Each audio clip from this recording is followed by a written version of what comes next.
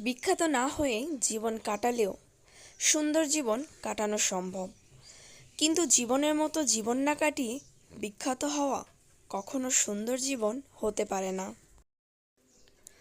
আপনি যদি গরিব হয়ে জন্ম নেন তাহলে এটা আপনার দোষ নয়, কিন্তু যদি গরিব থেকেই মারা যান তবে সেটা আপনার দোষ।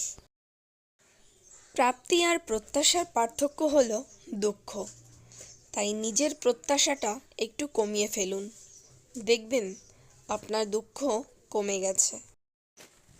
একজন আহত ব্যক্তি তার যন্ত্রণা যত সহজে ভুলে যায়, একজন অপমানিত ব্যক্তি তত সহজে অপমান ভোলে না। শরীরের সবথেকে দামি অংশ হলো হৃদয়, সেখানে থাকার যোগ্যতা সবার থাকে না। কথাবার্তায় ক্রোধের পরিমাণ খাবারের লবণের মতো হওয়া উচিত। পরিমিত হলে রুচিকর, অপরিমিত হলে ক্ষতিকর।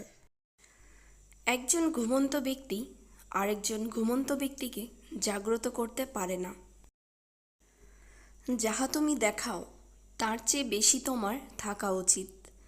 যা তুমি জানো তার তুলনায় কম কথা বলা উচিত। জন্মদিনের উৎসব পালন করাটা বোকামি।